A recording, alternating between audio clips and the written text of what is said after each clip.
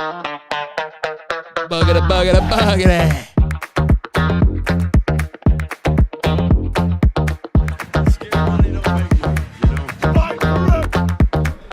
How about them Gators?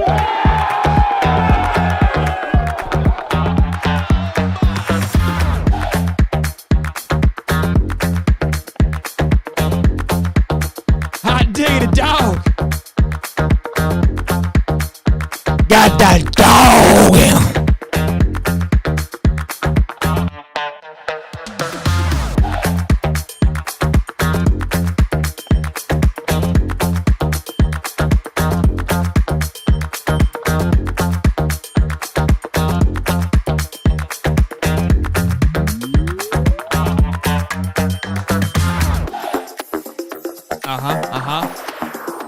Oh, yeah.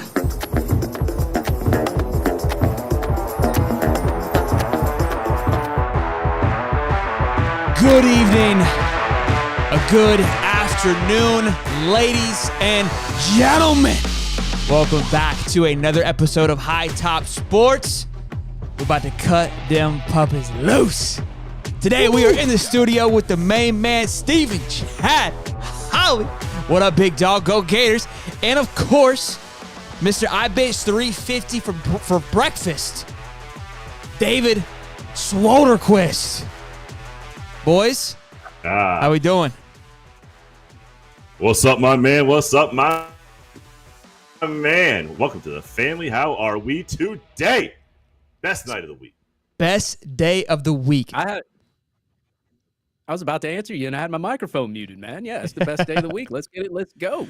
It's Dave's first time. He's a little nervous, but he gets a little worked up under the mic. He's not comfortable. You know, I get it.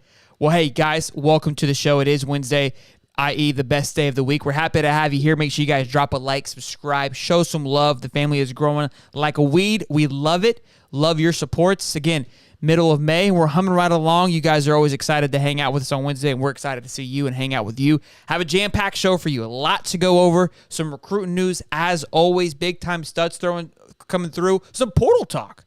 Billy's starting to get his feet wet, move around a little bit. We had some high criticism that he was kind of sitting around waiting, but things are starting to come together. We got to break all that down, and maybe we were a little harsh on old Billy Balls. You know what I mean? Maybe we need to tone it down a little bit and say, hey, I was wrong, LFGM, and move on. But we'll see. I know you guys are going to have your punches to throw at me, so we'll see how that moves on. We'll talk about some betting odds that came out. The over-under for the Gators, for Miami, for Jimbo Fisher, for UGA, some other schools that we'll go over. We'll talk about that. Where are you placing your money early on in the season? It's pretty exciting there. And then we'll talk about some overhypeness going on with some other schools in the SEC and some good stuff. And we have two new segments that we're going to roll out today that Steve almost butchered at the beginning of the show, but we prevailed. We were able to get through, and we are excited to share it with you guys. And I can't believe we're already at 100 people in the chat 3 minutes in. It's crazy. It's hard for me to comprehend because Steve and I, when we first started doing this, we hop on here and it would get maybe like 20. I remember like the first time we hit like 25, bro. Steve and I logged off, bro. We were like fired up, like we just won a damn like an Olympic gold medal. Like, what's up, baby? 25, baby. 25, baby. It was insane. So I think sometimes we forget how incredible it is to have just 100 people coming in and hanging out with us week in and week out. And again, I can't appreciate you guys enough. Means a lot. Let's see. Chris Sorley, what's going on, baby? Y'all better not spend any money on CU. Ed DePriest, Q Lee. Michael Maples, how we doing? Johnny Scott, F is Fanatics. Muddy. What up, baby? Mr. Nobody. Dominic, Bachet, Mama, like and subscribe. She knows what's up. King Mike, Notification Gang, what's up, baby? Mom? LFGM, I don't even know if I should show you any love right now. RN, Normal Guy, Gator versus anybody. Finally got his hat. Good, man. I'm sorry it took too long. They're custom made. You know what I'm saying? Hope you like it, Bubba. Harrison Sanchez, let's go. Justin Goodwin, let's get it. Let's ride. Blanco, Jonathan Myers, and IB Mac. Oh, my. Yes, sir. Oh, my, it is. I'm trying to hit the button for you, boys. And Brandon Curry, let's go Gators. Let's get it on, boys. All right, let's have a jam-packed show. Let's rock and roll. First order of business, we have a new award. It's called the Flying Pig. Obviously, you know our logo, the Flying Pig. So some lucky winner is going to win this. It's not actually like a real handout gift. But we're going to do a little segment week in and week out where we think what was the most exciting thing that happened? Is that a good way of describing it, Steve? Oh, that's a good way to describe it. I mean, look, we can see a lot of different things in sports. We can see a lot of things that make us just say, wow. We can also say a lot of things that earn the Flying Pig Award, damn it. The Flying Pig. So it's got to be good. It's got to be like, wow, that was pretty good. And so each week we'll go and we'll kind of, what happened. A lot of good things happened. It's kind of like your top 10, but it's just the top one. All right, that's kind of how we're looking at it. We don't. And our Flying Pig don't have anything else but one pig in the pig pen. It's a one pig pen. It's a one pig pen. The Flying Pig Award this week goes to Steve. I'll pass it over to you, and we'll play it while you talk your little ears off. Look, we're gonna go to the Carolina Hurricanes. So this is an NHL team. NHL team, guys. I know not a lot of you folks aren't familiar with that, but this is a playoff hockey game. The NHL Hurricanes, the Carolina Hurricanes, scored 4 goals in. He cut out. They scored 4 goals in 10 minutes. Is what he was trying to say. Not one, not two, not 3. You froze up. Yeah. You good? Yeah. I'm dealing with the thunderstorm that's about to take the roof off my house. Okay. So, look, I mean, we're talking about playoff hockey here, guys. 4 goals in 10 minutes of playoff hockey is unheard of. That's the equivalent of what Reggie Miller did to the Knicks back in the playoffs before most of you kids were born. This is the equivalent of that to put the Carolina Hurricanes up 3-1 in that series. They take away the Flying Pig. Hell of a comparison there. That's exactly how it is with Reggie Miller. Reggie Miller was a little more clutch, right, in the last few seconds there. But with hockey, that's pretty impressive. But yes, playoff hockey's been an absolute high. And obviously there's a kid coming out. I can't think of his name right now. I know some of you hockey lovers will know, but they are beyond excited for this kid in the comparisons of Sidney Crosby, right? And obviously the Blackhawks just got the first-round draft pick in the lottery, and they're now poised to get this kid after they just had Patrick Kane for however long, and now they're about to scoop up one of the most touted, highly recruited, highly sought-after NHL recruits in a very long time. It's cool to see. It's cool to see. We haven't heard anything like this in a while. So good for them, and on winning the Flying Pig. So to counter that, the opposing award, I think Steve's frozen again. The opposing award is going to be the Swine Award, which is like the negative thing of a pig. And then Steve and I are going to throw haymakers here. We didn't hear a word you said, Steve. No, I'm just laughing at the whole thing. Again, I'm like Dorothy in Kansas right now. Like, it's just amazing what is going on outside the windows. I mean, I'm literally worried about my tiny little dogs. This is incredible. All right, so the Swine Award goes to you guys may have seen this already, but this is a. Go ahead, Steve. I'll let you take over from here, Bubba. Yeah, go ahead. Look, they play baseball in Minnesota. Believe it or not, they play baseball in Minnesota. There's a baseball game where the kid it's the 3rd inning. The kid jacks it. He just jacks it. Let's just call it what it is. Jacks this thing, gets about 4 feet down the first base line, and decides to quote unquote bat flip his bat all the way back across the third base line to his team's dugout. Now, you have to go all the way around the bases as a runner if you're not a baseball fan. And as he is coming down the third base line to cross that glorious home plate, the umpire is waiting for him and ejects him for throwing the bat, thus preventing the run from occurring. So for the Swine Award, we will discuss whether or not we think the umpire overreached on his power in the game here. What do you think, Steve? I'll let you go first, big guy. Oh, you see, you're setting me up because you and I talked about this, and I cannot wait. Look, I'm going to tell you what. Like, I watched my daughter play softball for the first time ever. I've seen kids chuck bats. I have done it myself when I was in Little League. I have thrown the bat as you go running.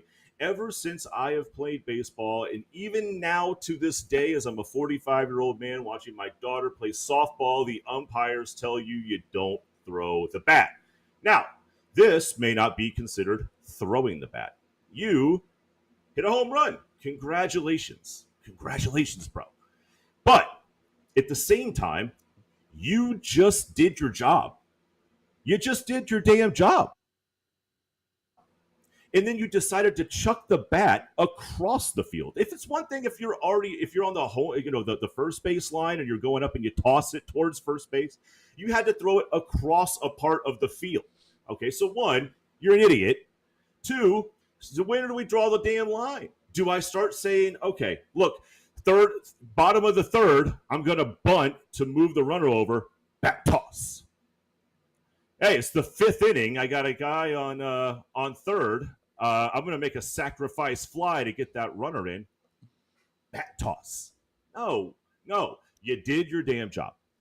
That's all you did was your job. So who you give? You're giving the swine award to the kid then. You're giving the swine award to the kid then. I'm giving the swine award to the coach that came out and objected and got his ass thrown out too.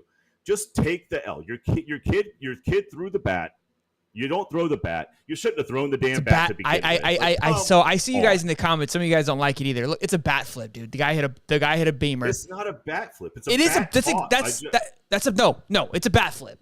Look, it's an aggressive bat flip. It's maybe a little bit obnoxious bat flip. Yes. But it's a bat flip nonetheless. It's just like when Bautista. Now, Bautista's was a little bit more. It was in the playoffs. He hits a grand slam, walk off. What does he do? He grabs it and just tosses it, and he gets crap for that too. It makes you're killing baseball, dude. Like, they try to find any which way to kill baseball. And you talk about softball, bro. They scream at each other for 45 minutes at each other. They're yelling like chants and hoorahs at one another the entire game. The entire game, it's just a full on just cheer fest. It's amazing. It's stupid. It's stupid. Oh, so that part's stupid, but the bat. Well, I mean, look, it's okay. It's part of the game. It's part of the game, so I don't mind it because it's what their thing is. But we got bat flipping. Let them have. You're okay with that in softball? You have to be okay with bat flipping. Hey, look, if it sticks in the dirt, then I won't kick him out. But if it doesn't stick in the dirt, then he's out. Soder has spoken. I don't even know. And we move on. And the Swine Award goes for Steve for wearing an extra small T-shirt and for the for making baseball not fun again. That's who the Swine Award goes to for today. Okay, it's a debate settled. I'm the tiebreaker. Super chat from the man Dominic says, Holly beat the crap out of my wife for that shirt, and he stole that doll behind him from my kid. You leave her out of this. We have had this conversation. Shut up, Dom. Shut up, Dom. All right, boys, let's move on. Let's get it. Let's keep it moving here.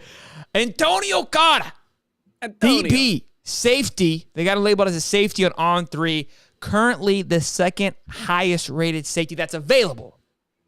That's available in the transfer portal, mind you.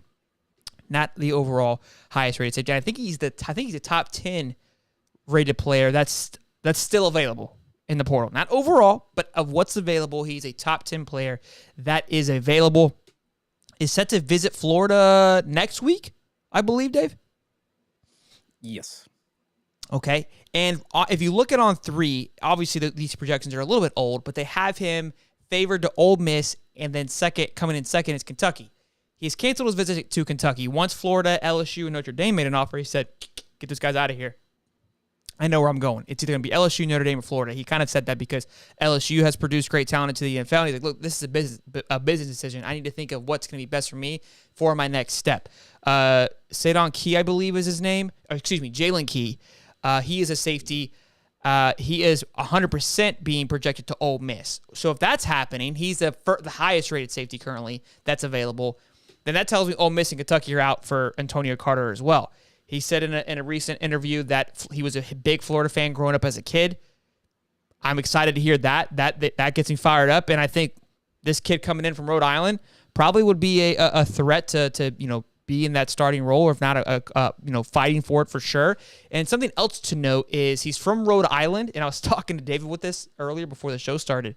This is the second a pretty high touted recruit coming out of Rhode Island. The first one was a Johnny Cornelius, who was an offensive tackle. You may not remember him. He was like the first kid that hit the portal, and people went absolutely nuts for this guy. 0 stars coming out of high school. Same thing with Carter. Cornelius ended up being a 4-star, 96 rating once he hit the portal. Carter is now a high-end 3-star. So I was talking with Dave. I was like, is Rhode Island just out here just producing just dogs?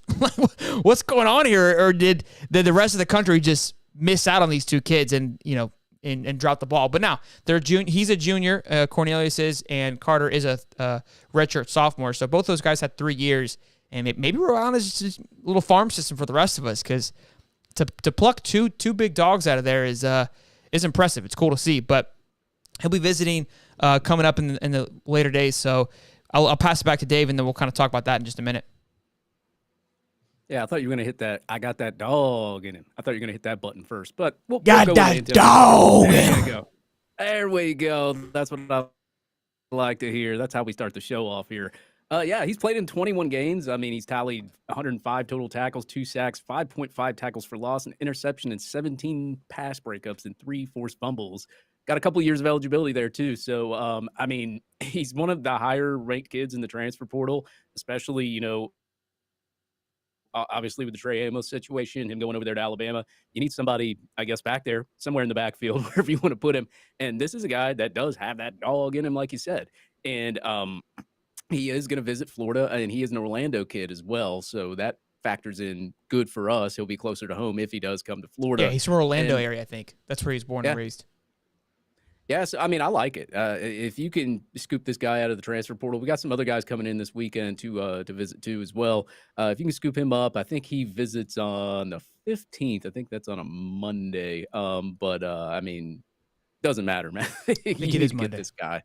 I would be, if you ever watch this guy's film, and just anybody out here watch the guy's film, it's awesome. I would take him in a heartbeat. And so let's tag this up with. Our next topic is Casey Thompson, so we'll get into that in just a minute. I don't want to get too far ahead of myself, but we had Alton Maskell, I believe, the running back from Houston that visited.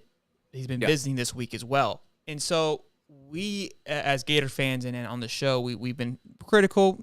The comment section has been very critical of what Billy and co have done in the portal and lack of in the portal. If we add this addition here with Antonio Carter, that's huge on that defensive side. If we go and add Alton, the running back, a lot of people have a couple question marks over their head, and I don't disagree with their question marks. However, we did some recon. He's got 2 or 3 years, I think, of eligibility left. So if you look at it like that, 3 years of eligibility left. Okay, so if you look at it like that, that's huge. It's not just a this year play; it's a future play, because Cam Carroll. He's gone after this year. Montrell Jackson, more likely gone after this year. So then you're left with Etienne, Trayon, Chauncey Bowens when he comes in, and I think we have already two running backs in this class. That's not horrible, but that running back class just got really young again. So think about next year if we've got Trevor, Alton, and Trayon, and Chauncey Bowens, and then the other running back coming in. Now we're looking like a healthy crew again. So it seemed like overkill at first, and even I made a video about it thinking like, wow, that seems like a lot, right? But think about, we lost Lorenzo Lingard. We lost DeMarcus Bowman. We lost, who else did we lose? A lot. Naquan Wright left as well. So there, it seems like a lot, but this is just high-quality running backs all coming together as one. And, I mean, this isn't anything different from what Bama and Georgia do. You typically just don't hear about all of them, right? Like we are, because of how invested we are, but it's not as crazy as it sounds. So, and I think it goes to show you too where their heads at. They're building a thick defense, which I love seeing. So we're gonna crush you on the defensive side of the ball with Mr. Third Advisor, and then we're gonna just slam it down your throat. And I gave a prediction for the Utah versus Florida game. I think that's at 17-10. Because I don't think it's going to be like last year. I think it's going to be a very controlled game. Even last year, I was like, it's going to be a play-action pass. And we came out running the ball like 5 times in a row. Just pounding. And I think that same thing's going to happen this year, and even more so, especially with Graham Mertz. So, look, we keep questioning Billy, but things are slowly starting to make a little more sense to me from how they're moving and navigating so far. What do you guys think? I mean, anytime you can take one thing I will say about the SEC this year is that this is. I'm sorry about that, Soder. This might be the year that you can win like consistently in the SEC without having a premier quarterback, right? So if you look at the typical top teams, the Alabamas, Georgia, both of them are still searching for their quarterback. So this may be the year where Georgia has Carson Beck, but I hear what you're saying. They don't have a definite. Yeah, I mean, honestly, you're not wrong. I mean, but LSU has Daniels. It feels like this is the year a defense and a running game can do a lot of things, right? But I mean, if you can keep a team from scoring more than 21 and you can control the ball, this may be the year that you can win that game 24 or 28-21. Whereas last year, trying to hold down Bryson was almost, or Bryce is almost Bryce Young. You had Hooker. You had Stetson in that offense. Guys, this is the year where what Billy's building seems like it has more of a practical application for the right now. And if you look at what he is doing with Lagway for the next 2 years, it looks like he's going to be ready to develop maybe a wider spread, bigger, more optional offense. Right now, he wants to keep it small. He wants to keep it slow, keep the offense slow, keep the grind going, and make the defense strong. I think what he's doing right now shows you where the SEC is currently. Yeah, if you followed Billy Napier and what he's like to do with his offense, obviously it's run the football. Anytime you can stockpile talent, especially at the running back position in a mainly run offense, you want to get the guy anyway, especially with 3 years of eligibility. I mean, he rushed 961 yards at Houston just 2021, actually. Runs like he's pissed. Yeah, and he's forced 29 missed tackles. He's at 10 plus. He has 29 runs at 10 plus yards or more. A really good production just for 1 year. I mean, 961 yards. Obviously, he got injured 2022. I think it was his collarbone, so he was out. So he does have 3 years of eligibility. As you said, with Cameron Carroll and Montreal probably being out next year, adding somebody like that, especially 3 years of eligibility, you got young running backs back there as well. I think it's a good addition anyway. If we don't add him, it's not the end of the world. I don't think it's something that's that important, but to add somebody that's had that kind of production just in his first year is pretty good. And I wouldn't be opposed to them taking another running back in the portal, but at the same time, I know a lot of people are probably targeting other positions. I think they only got like 5 scholarships or 4 right now that they can use in the portal. So you got to be really careful of who you pick and why you pick them and what positions of need that you actually do want. But I wouldn't be upset if we got him, but I wouldn't be upset if we didn't get him either. Sure. I agree. Like I think future play, I like it a lot more, understanding that, hey, look, if you look at next year, we're going to be back to that thinness again. So if we can get ahead of that, I love it. And I see you guys in the comments saying like they're going to stack the box. We need offensive linemen. I'm not saying any of those things that we don't. None of that's going to happen either. We're thinking big picture, which is great, but it's still piece by piece, section by section. So if we just look at it from a running back perspective and that segment alone, it's not that bad, right? It's a healthy addition to the team. It's just because we're adding this running back, that doesn't mean that they're not talking to offensive tackles and there isn't possibilities out there, because there is some offers on the table. I know there's been some noise of other offensive tackles that are, possibly going to be visiting as well too, which is not as highlighted at the moment. So they can talk to more than one person. It just, we'll see how it goes. The next thing I want to go over is Casey Thompson. So there's a ton of noise, and this is where I think there needs to be some apologies in the chat here. I won't get any, which is fine. But Casey Thompson, the quarterback from Nebraska, who everybody was beating their fists saying, we got to go get this guy. He's way better than Graham Mertz. What's Billy doing? Like, well, this guy's an idiot. Is now going to FAU. And if this kid's so great, how does he not get picked up by anywhere else? How does he end up in FAU? I mean, I don't know. I mean, Miami could have used him. I don't think Van Dyke's the guy, right? I mean, I feel like there's plenty of other options, but you go to FAU. The guy lost his job in Nebraska to a transfer from Georgia Tech from just a spring game, goes to Auburn, loses the job or loses the opportunity to Peyton Kirkland. Another thing, too, is we keep questioning Billy on his quarterback appraisal period. And mind you, he came out and said, look, we graded all these quarterbacks. We took a look at everything, and Graham Mertz was the guy that we landed on. And we're all like, what the hell's going on? Right? We're all like, dude, no way. Yet, he goes and gets DJ Lagway. Goes and gets Austin Simmons. So those two guys suck too? Can he evaluate? So he can evaluate high school talent, but when it goes to the college, he just forgets to do his job. You know what I mean? So like, it's weird how we gauge this and how we judge Billy and the boys in the recruiting process. So look, Graham's the guy. I think I've been saying that for a while now, but it was just it was funny to see this Casey Thompson situation unfold. Yeah, I mean, if you look at his statistics, he does have better statistics than Graham Mertz. But at the same time, I mean, you already got one guy already in the fold, Graham Mertz there, and he's been practicing with the team and all that. To insert him with Graham Mertz right now, especially with it being spring and all that, and just the choices you have at quarterback in the transfer portal, is he that much better than Graham Mertz when you look at him statistically? Not really. Is it worth trying to dip your toes into the portal to try to get him to come to a visit? I wouldn't think so. Now, if you had somebody come back in, like somebody that's like a Grayson McCall type, then yeah, you go after him. Automatically, you go after somebody like that. But I mean, he has decent statistics, but it's not like eye-popping statistics to where you'd be like, oh, I got to have this guy. So him going to FAU probably will improve their quarterback room, to be honest. So I guess that is a good choice for him down there, but at least he'll still be in Florida. So I would have liked like an addition like Hudson Card. One thing I will say is I don't think he plays the style of offense that what Billy wants to do right now. I just don't think that. I mean, he's more of an athletic guy who's gonna do on a much smaller scale what we saw Richardson do, which was maybe make plays with his legs and sometimes get out of the confines. He's actually not much of a dual threat quarterback. That's why the reason he lost a job in Nebraska, because Matt Rhule wanted that. He's more of a pocket passer, was what he was being labeled as.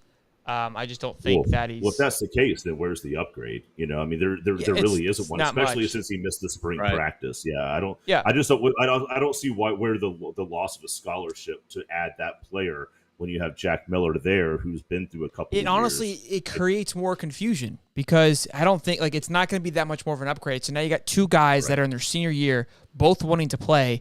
And you're going to be playing second guessing yourself the whole time. Like, should I go with Casey? Should I go with Graham? Should I go with Casey? Should I go with Graham? Like, both these guys are at the end here. And that almost could cause more of a distraction and confusion and do more harm than it will good.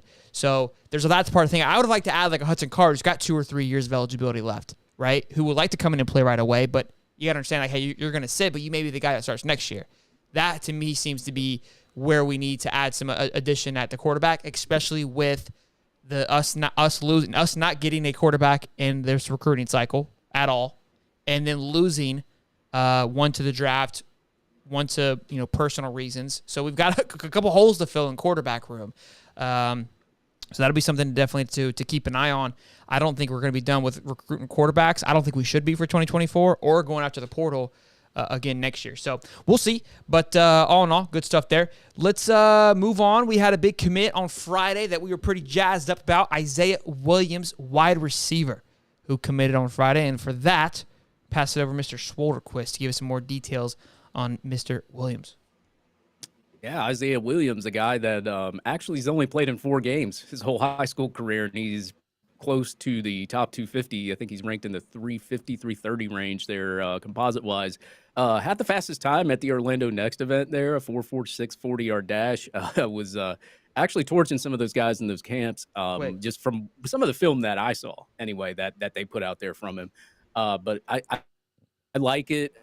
He's only going to go up, especially if he can do something his senior year, probably play the whole senior year. Probably do really good in camps too, especially with that speed. If he can do that, I could see him go to the top 250, top 200, or elsewhere. But I do like the pickup. It's one of those kind of, I guess you would say, quote unquote, sleeper pickups, if you want to say that, just based on the fact that he hasn't had that much high school experience, and he's very unknown. He's not one of those guys that's like started out with 4 stars in the class or anything like that. I mean, he's gradually kind of just worked his way up through camps. And that's all really what they have on him from film is camps and the 4 games that he played. So I like the addition. It's a mystery with what you're going to get from it. At least you're going to get some speed out of it. So, and that's what I like what we're doing right now. We're recruiting speed, because if you watch the NFL draft, especially on defense, you didn't see a lot of speed. So I'll take it. Connor Clark was quoted for saying he's unguardable. And some of the film that you do see is but he's fast. He's just burning cats on the edge. Connor Clark does a lot of really good recruiting work, and he's out at those camps a lot. And for him to say something like that, that's pretty big. So, yeah, he hasn't been wrong yet on his top targets. He's still big on Eugene Wilson, who we haven't had a chance to see yet. It's crazy how much noise he's getting on possibly being a top guy coming into this season without even playing a down or a snap yet with the Florida Gators. But Every article you see that comes out is like, hey, who's to keep an eye on? Mizell's been a big one that's coming out just with his sheer speed alone. Andy Jean with his physicality. And then they always tab into, well, Eugene Wilson, and they'll show a clip of him just tearing up the training room or running his routes. And it's like the hype this kid's getting is unreal. So I'm really excited to see what this 2023 wide receiver class is going to be able to do. And to someone said earlier about, stacking the box. Look, great, stack the box. We need a quarterback that can read that, dump off to one of these talented wide receivers that has elite speed, and let them do the rest of the work. That's where it's going to transition into. And obviously, hey, then when they guard that, okay, when they guard that, you simplify it. Simplify the game. That's where this needs to head. We're going to run. They stop the run. We're going to dump it to this guy, let him do the work. Get it to the playmaker. They stop this, we go to this. And then eventually, they're worried about guarding this, and you go back to the first play, and you start running down the throats again. We got to simplify the game. That's the biggest thing in my opinion. I feel like last year. Go ahead. I was going to say, that's what makes a lot of these offenses really lethal is the fact that you've got 4 to 5 guys back there and backups that can run at least 4.4, if not quicker than that. I mean, you go back and you look at Isaiah Bond's commitment. He wasn't even rated really high. He was like a 3-star. By the end of the cycle, he's the number 1 athlete in the class, just based on his speed and some of the camps he went to and all of that. So I kind of see that a little bit in Isaiah Williams. Obviously, the guy was just talking about, he had a faster 100-meter time and all that, but like still, I mean, you're running a 4.46 40. I'll take the speed any day. Even if you're decent at receiver, you can return kicks and probably be pretty lethal there too. So, I mean, anytime you can recruit speed, I'm all for it. Absolutely.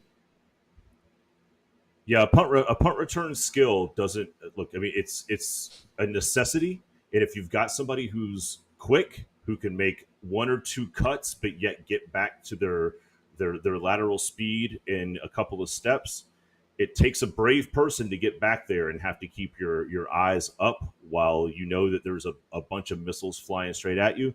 But it is absolutely a specialty. And if you can get back there and just be great at that by itself, speed will kill. Speed will kill. If the gunners go too far, if you've got some good blockers on the outside that can just give a little bit of space, again, sometimes it only takes 2 or 3 steps for some of these speed guys to get right back to where they need to be.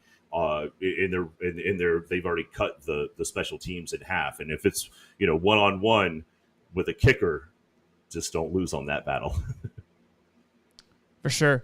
And got some love here from Between the Hedges. Gators #1 defense in the country 2023. I couldn't agree more. Between the Hedges. Moving on, some hopping into recruiting talk a little bit. Justin Scott, 5-star defensive lineman. The reason I want to bring this up is I made a video or talked about it in the commitment of Jordan Pride just the other day about Billy's swagger on the recruiting trail. And Justin Scott is a 5-star from Chicago, currently being projected to Miami as of like a few weeks ago, right, Dave? Like back in April. They're leading. Yeah, Steve Wiltfong dropped a crystal ball for him. Yeah, it was like a few weeks ago on the 27th of April.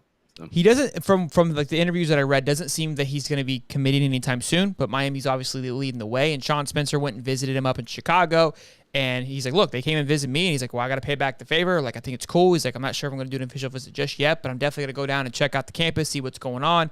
And in a recent article, Billy was quoted saying, look, we get him on campus, we can hang with the rest of them. We believe we have an opportunity to pull them on. So I like where his head's at, and it's like, look, we just need to get him there. And I like the effort and the energy of we're going to go after and get these guys. When maybe last year we took a back seat a little bit where we weren't as aggressive with these 5 stars. We kind of settled for things.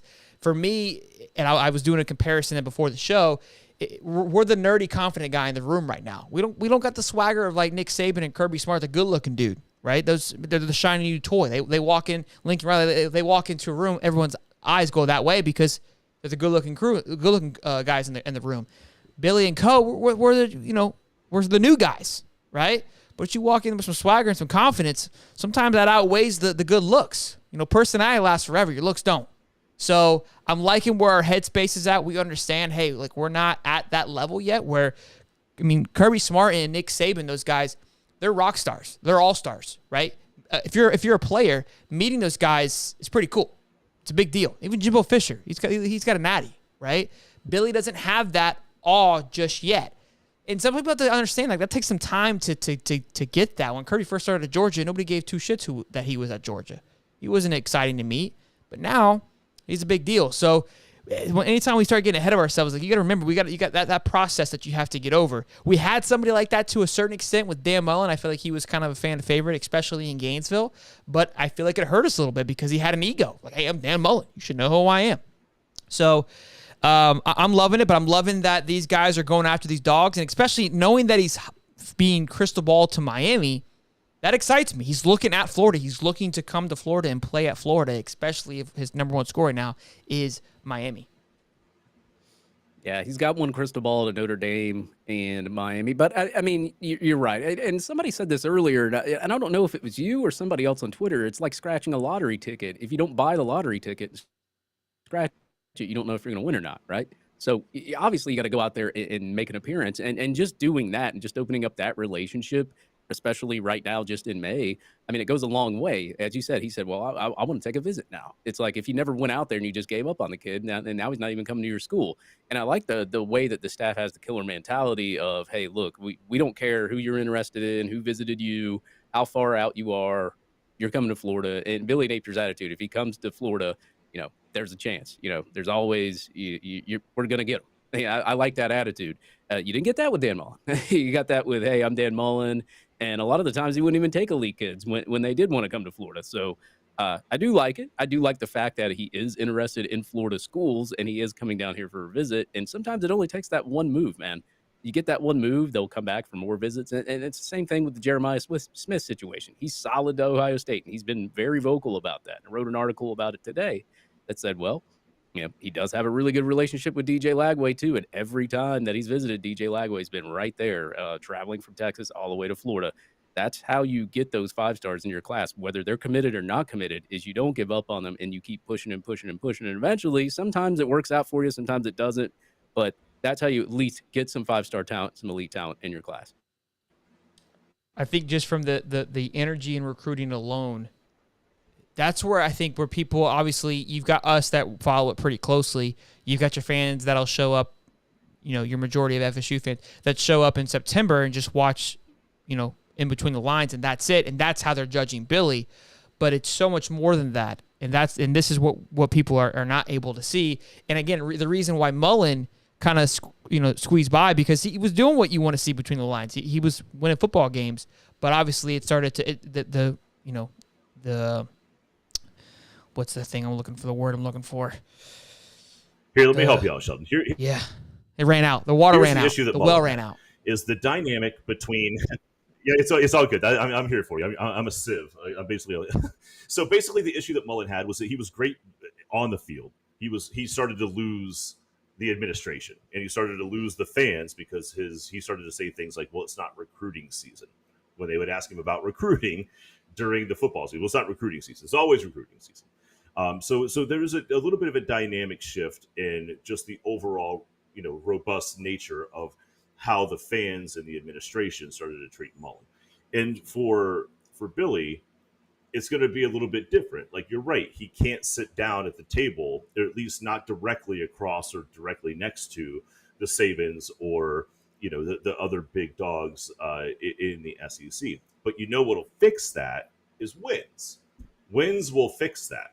And if you can continue to win games, you get out there and you improve on your record. You get at least 2 wins better, and then 2 wins better. Now you can start to have these real head-to-head battles, and you can start to really feel like you can put yourself in the ring with these guys who can win just about anybody. Like to your point, the Kirbys of the world were never Kirbys of the world until they started winning games. Saban, I'm telling you right now, Saban's first couple of years at Alabama were trash. He lost to, I think, Louisiana Monroe. It was the first time that Alabama had ever lost to a school. Back then they had, I think, Division II. It wasn't just all FCS, FBS. But I mean, look, wins eases all ills. So come in, continue to swing for the fences, put yourself at least in the battle with some of these guys like a Kirby. And then you come in and you start winning games. You come out of September or maybe even go into mid-October and you've got 5-6 wins under your belt. Now it doesn't matter what they've done 5 years ago. Now it's all relative now because these are high school kids. They don't care what happened when they were in 7th grade. And that's where I think, the Sabans of the world have a little bit to work on. Win now, because it's always a what have you done for me lately type of game. For sure. I mean, look, Saban's even kind of going through a little bit of a ringer, not winning in SEC in a little bit. So we're going to super chat from Between the Hedges. Says, if Billy Ballsack can keep the culture together and High Top Sports can keep the fan base under control, amen, go 7-5, 8-4. UF will be fine when DJ shows up to UF. There you have it. I mean, I've never heard truer words spoken in my entire life. Yeah, I agree with that. And thank you for the donation, by the way. Yeah, thank you. Between the Hedges. Next, we have June Day, a.k.a. D-Day. Big day. Big recruiting day. I want to say we didn't have one of these last year. A big historic recruiting day we had later on in the year. We had a couple of those. I remember some big ones were some 5-stars. Sampson was part of that. But they were late. Super, super late. I'm talking like October, November style type of late, which were the big ones. And I keep preaching, I keep praising that we need to have some big ones early. So Friday Night Lights comes through. I feel like Friday Night Lights is kind of like the pivoting point of that's the peak of where we're recruiting, and then it's kind of a downhill slope. But from there, it's a straight slope to the signing day, because then you got the football season and recruiting takes a back seat naturally.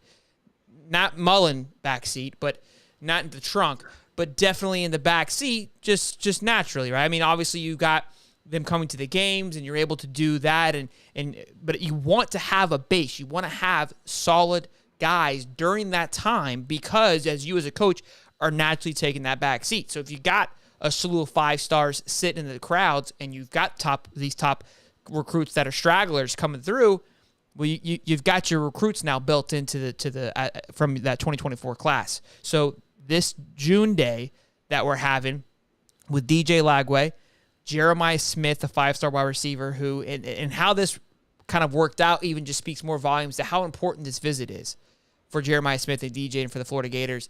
Who's the Texas A&M recruit? Dylan Evans. Dylan Evans, who will also be there. He's been heavily projected towards us as well. Could this be hey, we're trying to get everybody there? I know Colin Simmons was hot for a bit. I haven't heard much of his name. Would like to see him. Good. Oh, I'd like to see him possibly be there as well. Wouldn't be surprised if Xavier was there. The list isn't complete yet. This is June 2nd that we're looking at that weekend. I wouldn't be shocked if that thing builds up a few more paces as we get closer to it. So it's going to be a big one. I wouldn't be surprised. I would like to see a few more guys commit in May. I've been saying that May is kind of that starting month. We should hopefully get a few more before that June 2nd as well. Yeah, I also thought what was interesting that Jeremiah Smith switched his date the same date that DJ Lagway is going to be there on June the 2nd, too. So they're both visiting at the same time, and Isaiah Williams, Darius Hayes, and Josiah Davis will be there as well. So as I said earlier, him saying he's pretty solid at Ohio State, that's still a good omen that he's still visiting Florida with DJ Lagway. So, that relationship is there. Not saying that it's going to happen in June the 2nd, but you still want to keep on bringing him to campus. And, obviously that relationship that he has with Lagway, also with the staff too, just really good. It's going to be a big visit weekend there. I mean, I'm pumped for that one. Hopefully we can get some news out of it. But if we don't get any good news, hopefully we make up some good ground in the recruiting world. So Jeremiah Smith would send Gatorverse into an absolute frenzy. If that were able to happen, that would be our Billy Napier version of Evan Stewart, except we land the guy instead of not landing the guy. It would be huge. It would nullify the pain that we've had over the last few years for sure. And I think if that is able to happen, more would come. Build it, and they will come. And I think that staple there. You've got Xavier, DJ, and Jeremiah, the 3-headed dog, going after. You got 3 5-stars after not landing a 1 in the previous class. Jaden was, but obviously he didn't fall through, so you can't count him. I think Eugene actually did get a 5th star on some sources, but would be absolutely huge. Yeah, on 3. Yeah, okay. Would absolutely be. I can't even comprehend what would happen. So, look, a lot of ifs, but they've been flirting with each other on Twitter the entire time. I haven't seen Jeremiah Smith tweeting about Ohio as much as he was originally. Don't know what that means, but we'll see, boys. It's gonna. I wouldn't look too much into that, but the fact I know, that but you got to give me something. he keeps Dave. visiting with Lagway. He keeps visiting with Lagway. That's the good part. The actions speak louder than words. Actions speak louder than words. Because obviously, when they were both like, he was like talking and tweeting at him, and then he ended up committing to Ohio State. It's like, well, what's that all about? So now he's visiting. Actions speak louder than words. Steve? Yeah. I mean, this is all you. You guys are living in your own world when it comes to this one. I wish you the best. FSU's doing their own thing out in Tallahassee. I was about to say it worked with y'all's tight end. I mean, he went to Georgia. He was committed to you guys, went to Georgia, and then came back. Correct? Yeah. We've talked about that. I mean, even when Cam came down to Gainesville, and obviously was a commit for FSU, you still recruited him. You still hosted him, you still gave him a great time, but again, that's what you do. You continue to lay the groundwork. You kind of just keep things fertile, because again, that kid may not come to your school, but he's always going to have a positive, just something to say about all the kids who are coming up through the process that are going to have to do the same thing that he did. So you keep doing what you guys are doing, and I think that Billy has the right game plan. I know it's not instant gratification right now, quite to the point where some of the Gator fans are hoping for it, but it looks like it's got the right moves. And Smith, my gosh, if you guys pull that, I'll be a Gator fan recruiting for a little bit, because I'll be a little upset. Yeah, no, not at all. Yeah, and look at it this way though too. Even if he was not to commit, and maybe he winds up in the portal later, I mean, you still have that relationship with him. Maybe he transfers to you in the portal. But as good as he is, probably not with Hartline there, but still, if that was to ever happen, and maybe he wasn't getting the playing time he deserved, or he had a different reason to transfer, you could nab him in the portal later too. So you always want to keep that relationship open. Agreed, Steve. Couldn't agree more with you. No, I agree. No, I think you're a big Gator fan. We get it. Oh, we totally understand how you feel about this. We can't hear you. That's why I mute my mic so that way it didn't filter out the content for us later on YouTube, because I was cursing you under my breath. Get off me. Go Gator. What's that? All right, moving on before Steve has a conniption fit. The Gators, the projection of their over-under, the Vegas odds came out. 5.5 is the total. One of the guys who watches the show, I'm not going to put him out there, because he let me know what he was going to make his bet. He's going to Vegas in a couple of weeks, and he's like, hey, if you want, I'll put a bet in for you. He's putting some cheddar down. Talking some cheddar down that the Gators are going to win over 5.5. He lost the bet last year, he said. I think it was 6.5. How much? He said how 5. Much he's putting down? He said $5,000, possibly 10, depending on how the trip goes in Vegas. That's a hell of a stack to throw on a season. So 5.5, it's huge. We'll talk about it. What's up, Nat? That's a big one, Steve. I'll let you take it. Do you think 5.5 is fair?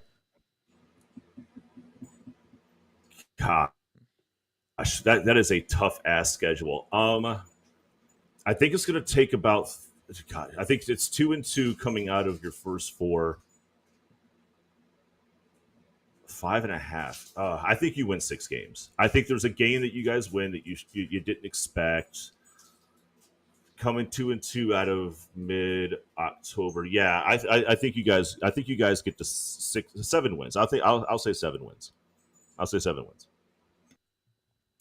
Yeah, there's probably 3 to 4 guaranteed wins on the schedule. If you look at FPI and all that other kind of stuff, I think we're favored 90% to win 3 or 4 of them. We had this discussion in Gators Breakdown Plus chat earlier before the show, but bringing up the strength of schedule, it does say that Florida is tied with Houston for the 6th toughest schedule in the country based on opponents' win percentage. So that is a very, very brutal schedule. I think we could. We're favored by 99%. It depends on quarterback play, but I think we can win. Good. I think we can win more than 5.5. So I would take the bet, but I don't think I would put down like 10 grand on it. That's a lot of money. But we're favored by 99. We're at 99% favorite to win McNeese, 98 for Charlotte, 91 for Vanderbilt. So there's 3 we could say guaranteed wins. 66 for Arkansas. So I think it goes down to like 60%. That's 4. 60% for South Carolina. That's 5. I mean, if you're going with the favorite, right? The odds there. And then 57% for Missouri. There's your 6th game. Every other game, the rest of the games, LSU's 20%, Georgia's 13%, Florida State's 46%, Kentucky's 49%, so 50 to pick them, which I think honestly that these things will probably change, but I think we're gonna. It's at Kentucky, but I think that team's a little bit. They're a little flat. They're more flatter than we are. If I had to say so myself. Tennessee 42%. So we're behind everywhere else. But the 6 games, it looks like there's a lot, not a lock, but we're favored for at least 6 of them. So that 5.5 seems a bit low. But I gotta say, look, Vegas don't miss. I don't know what the hell they unless you're Will Levis. Not all the time. Vegas not all the time. Vegas has been wrong on our win predictions quite a bit every year. Win predictions wise. Yeah, they're pretty good for the most part. I will say like for like horse betting and all that stuff to me is just hype. It's irrelevant. So I thought, obviously Kentucky Derby was this past weekend, and I'm looking at the odds. I'm like, they're just going based on what they think. It's an animal. I got no clue who's the favorite to win here. But look, based on schedule, things like that, I think 5.5 is a pretty favorite. If you're a Gator fan, you got to look at that and go, that's a lock. But I know a lot of fans were looking at it last year thinking that 7 was a lock. So if Too Legit, who absolutely hates the Gators, says 6 wins is a lock, then that's enough. That's all you need to win the 5.5.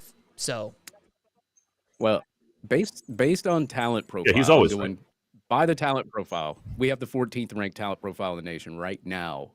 And Georgia, let's see, A&M, we don't play those. LSU, we only have 2 teams on our schedule that have a talent profile more than higher than us, and that's Georgia, that's LSU. Interesting, higher than us. So very interesting. If you go by talent, wise, okay, maybe we should win, but I mean, so that tells me like that Vegas doesn't trust Billy as much as we do. If the talent's there, but. Right? I mean, that's how I'm looking at that. Yeah, what else are you gauging? What else are you utilizing to gauge that win percentage? Graham Mertz. But again, he's part of the talent pool that we just said we're 14th in. Interesting. Yeah, I mean, if you go by talent profile, I mean, you can go by a lot of metrics and kind of look at it and kind of do your own science with it, which I haven't done yet. I actually want to. But I don't see us going under 5.5. I just don't see it. Well, ESPN. I mean, it just depends on quarterback play. If you get decent quarterback play and you can run the football, we're winning more than 5.5. And ESPN has us to win 6 games, 82% chance to win 6 games. So a little bit of a back and forth there on controversy. Yeah. So we're also Utah's favored by 10. When last year was a 3.5 favorite, now they're favored by 10. Now I will say, look, that I don't disagree with that. If Cameron Rising plays, which that's still kind of up in the air, I see that because last year, in my opinion, we played 12 on 11. Playing in the swamp was a massive factor against Utah last year, and now we're going to Utah, and everything we smoked about, we yelled about the humidity, it being hot, it being the swamp. It's flipping now back to Utah where you're playing in high altitude. It's not the same energy as a swamp by any stretch, but you're going into a hostile environment who probably people aren't too happy with how things were handled with us last year. Definitely got a chip on their shoulder on how that game went. It definitely impacted their possibilities of being in the playoff. So this game means something. It's a little bit of a micro rivalry because of how last year panned out and just the excitement. So it's gonna be a dogfight, and I think Utah's gonna come out swinging for sure. Yeah. Well, look, I mean, they say that when it comes to home field advantage from a gambling standpoint, that they automatically give you at least 2.5 to 3 points, depending on your actual advantage, right? So, like, Death Valley, pick one, LSU or Clemson, you're going to get an automatic +3. Now, Utah, I don't know how Vegas feels about the Utah home field advantage, but so you have to think that they're automatically getting a 2.5 at the absolute least. If they're saying it's a 10-point game, that's Vegas giving Utah a win by 7, and then that 2.5 being the flux from the home field advantage. So I look, if I'm Florida going into that game and Vegas is only favoring Utah by what, 10, and then you're really looking at it like it's a 7-point game when you look at the natural home field advantage that they give you.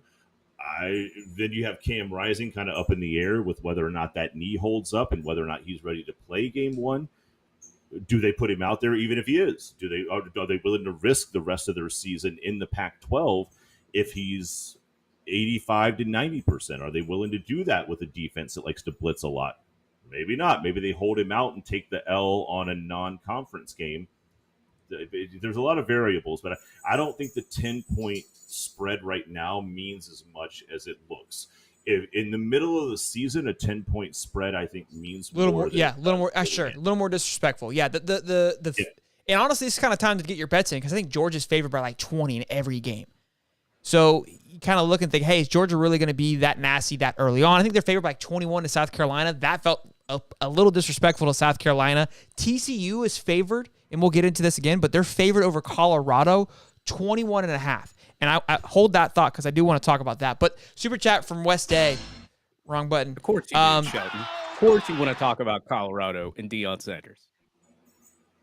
Anyways, $5 from West says 5.5. That's a freaking joke. We're going 10-2 or 11-1. FSU ain't nothing. Kentucky's nothing. Tennessee we'll see. LSU we'll see.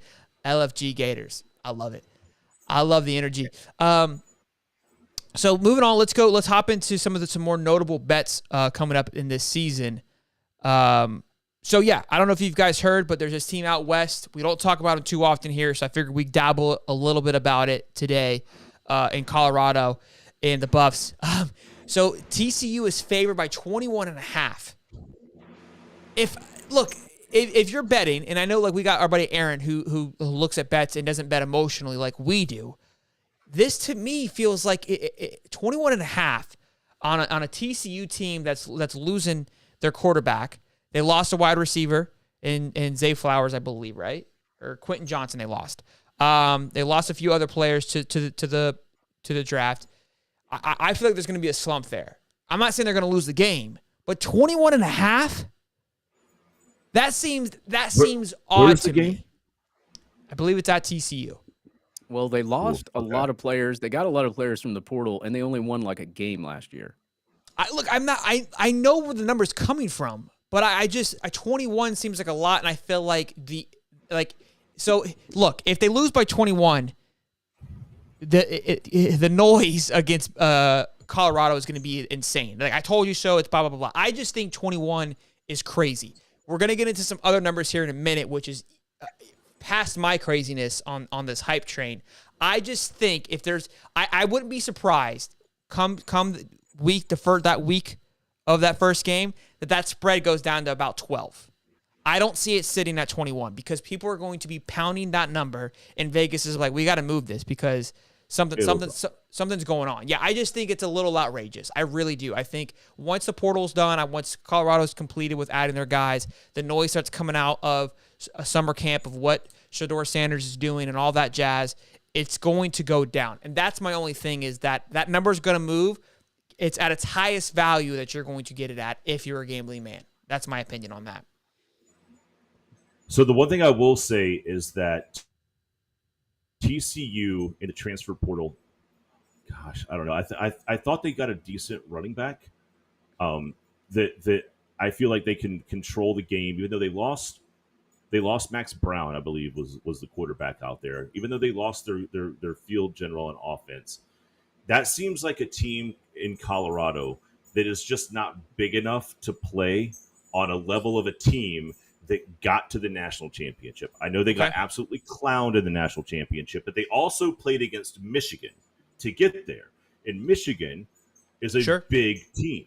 And put up a lot of points. So look, I know they had a quarterback that could equalize the size, but I don't know if Colorado can keep up with a team even without the quarterback on the TCU side that they can do that for 4 quarters. They're going to get pushed around. They don't have the depth. I think that 21 makes sense. Look, I think the number makes. There's a reason why it's there. I just think that, and we're going to get into another number here in a minute, which supports what I'm saying. That people are going to pound it, which is going to bring it down.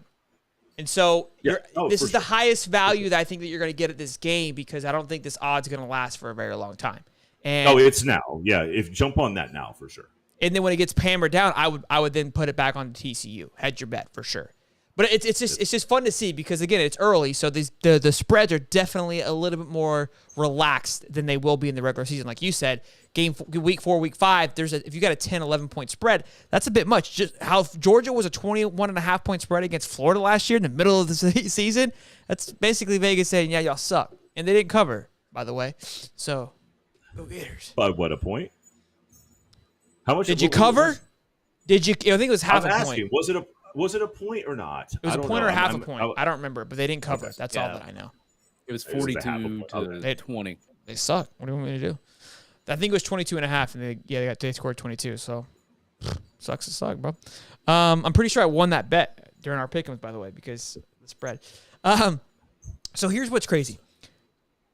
Colorado, and Uncle Lou made a video about this. We love Uncle Lou. I love this video, and I know I get flack about my Colorado content and things like that, and the hype and the excitement, and we have our differences. And I hear you. I'm here for. I accept it gracefully.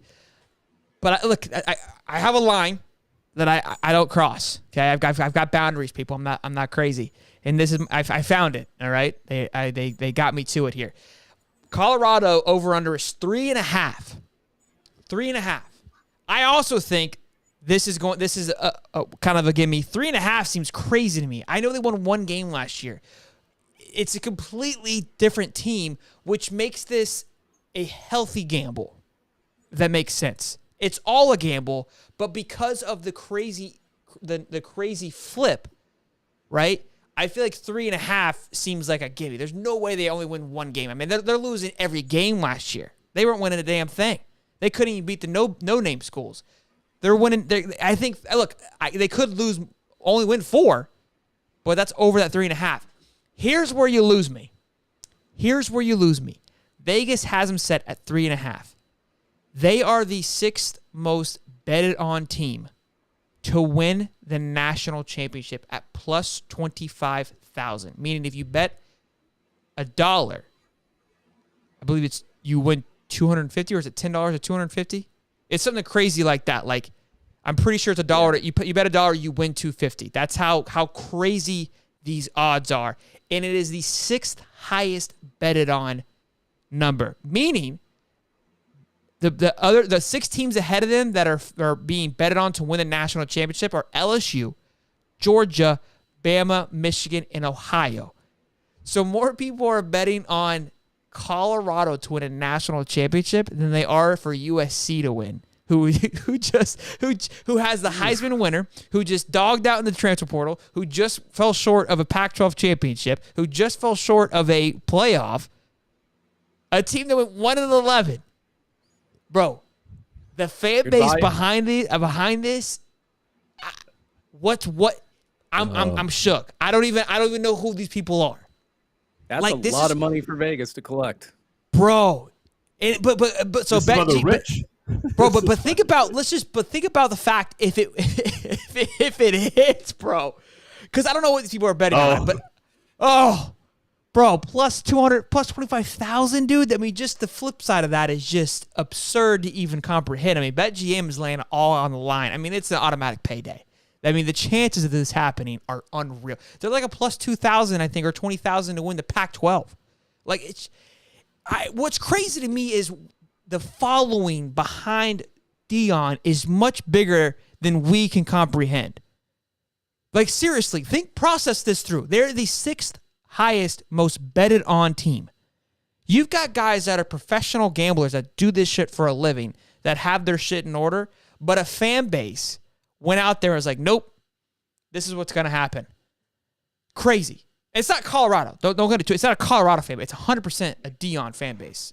So whatever team he goes to next, that team will be up there next. But this is like the GameStop thing. This is sure. This feels like. Sure. All this is. It's this GameStop 101. You watch it, you get in on it while you can, you get out while you can. I don't know, man. Like, what is there to get in on? I love the hype. What is there to get in on? It's not It's not like you're driving the car. You're not gonna like GameStop. We drove the cost up as a collective unit, right? We made ourselves money. Them just putting more money down Colorado isn't a collective unit. Like it's just. Yeah, well, I mean, but it tells you that many people all looked around and go, you know what? This seems like a really good bet. And what scares me, what scares me the most is that there's that many people that are willing to just throw their money into the trash like that. Like, that scares the living shit out of me. Like, and they're functioning human beings that are driving around right now. Like, that just scares the absolute. This game show. They're probably watching the show. Hell, one of the people are on the show right now talking. I'll let you guys decide to figure out how to make the bet. I mean, look, bro, I would. Who doesn't throw $1 down on that? Who doesn't throw $10 down on it, right? Like, I mean. No, crazy. I don't like to waste money. Too funny. It's crazy. It's bigger than a lottery ticket. I'd rather buy a lottery ticket. In the midst of the Colorado hype, there's another hype going on that is confusing to me. And you probably could say, like, what the hell, Sean? You're being very contradictive here, because you're believing in the Colorado hype and you're supportive of the team that just won 11. I think they're going to win 4+ games. But then the Texas A&M hype, you're questionable. Well, yeah, I mean, I am, because Jimbo's still there. It's not like it's a whole new coach. They had a ton of hype. There's somebody on this stream right now, not going to point fingers, that had them in their Final Four to go to the playoffs. And Dave wasn't on the show when we did that. So you guys do process of elimination. I'll let you find it. But there's a ton of hype for Texas A&M. What? I said who? I'm not going to tell anybody. A lot of hype for Texas A&M last year, obviously coming off the highest recruiting class of all time. Goes 5-7, gets blown out by the best team in Florida Gators, gets clapped at home. And now we're rolling into this next year. They lose half their kids to the portal, just like Florida and the likes of Alabama. Not quite sure who the quarterback is, what's going on there. You still got Jimbo and his encyclopedia of playbooks that he's going through. All these things are happening, yet they're for the 4th favorite to win the SEC championship behind Georgia. Makes sense. Bama makes sense. LSU, total sense. And then Texas A&M. Not Huddy Tuddy and Ole Miss, who basically was right on the cusp there of getting it done. Arkansas, who had a pretty healthy team, but kind of was, back and forth towards the end. A strong South Carolina team that really showed what they could be, which was what I said all season, is like they've got the potential to be really good. Showed it late in the season, bringing a lot of guys back, plus a healthy recruiting class for 2023, even healthier one in 2024, but that's separate. Did pretty well in the portal. They're favorite in front of them. Am I missing something? Did I skip something? Is there something else happened that I didn't recognize, that the A&M's getting all this hype, or is it just typical Texas nonsense where if you're in the state of Texas, you get a lot of love? A team that went worse than Billy and has made limited changes is favored to win the SEC. I'll pass it over to you guys because I'm losing my mind. Yeah. I'll say this. Okay, so they got to play Tennessee. I'm going to take that as an automatic L. They got to play South Carolina. I'm going to take that as an automatic L. LSU L. It's 3 losses right there. Alabama. They're already out of the SEC championship. 4. That's what I'm saying. They have to go. 4. They have to go through two of the teams in front of them. Do they play Georgia? I don't believe so. No, they don't play Georgia. 2 of the teams that are favored in front of them, they have to play. So I'm like, how is this fair? Georgia avoids those opponents. Yeah, they're out. I mean, look, it's all just nonsense. But Muddy says, to be fair, A&M was one of the youngest teams and took a lot of teams to the wire. They found their QB late in the year and have a top wide receiver in Evan Stewart. Muddy, of course, the encyclopedia of college football in the chat section, per usual. But I mean, there's a lot of teams that found it late in the year. Like I just said, I feel like South Carolina found it late in the year, right? Late in the year. There's you know what I mean? Yeah, but Tennessee kind of lost it late at the end of the year. LSU, outside those kind of plunder losses, found it definitely late in the year, which they're favored ahead of them. I don't know. I don't see it. It blows my mind. Go ahead. And that historic class that he said he didn't buy, but he did buy, is gone. Most of They them. left, yeah. And not all of them, but I mean, it's not as, I would say 3 or 4 and plus prior. I mean, a lot of kids left Texas A&M. I've got to pull it up here to see how many actually left. It was a handful. Yeah, there was a lot, and a lot of them were getting in trouble. One of the guys that transferred, I can't remember where he transferred to, but he got in trouble at the next school that he transferred to. I just can't remember who it was and where he transferred. So this kid got in trouble at A&M, transferred. It was a 5-star guy too. Transferred to a different school, got in trouble again, and now he's transferring again. So there you go. That's that's why you don't lure kids to your school with just money and don't try to like figure out their personalities or anything, and then give them chargers and let them speed all the way in a parking deck while they're smoking weed in the car. 33, 34, 35, 36, 37 guys left. Yeah, that's a lot, man. It's a lot. And like, it's not like their defense is elite. I would say it's okay. I don't think it's great though. I mean, like they took Alabama to the wire last year, but like that's the only thing I can think of last year that happened that Texas A&M did pretty well. I mean, our defense was anemic last year, and we beat them pretty handily. They ranked 69th in overall transfer portal ranking with 31 guys out and 7 in. So they didn't even fill up the gaps. We had 26 leave and 11 come back, a way better percentage than them. But and their recruiting class wasn't that great either. Like I just don't see it. I'm missing something here. They backfilled with a downgrade. They had to have backfilled all that talent with the downgrade. Are you looking at scholarships, right? Looked at on 3. I mean, that makes sense. Are you looking at a Big Game Boomer thumbnail? Yeah. Yes. Yeah. Yes. Hey, make sure you guys show some love. Drop a like. We've got one last thing here. The Heat obviously playing in the hopefully.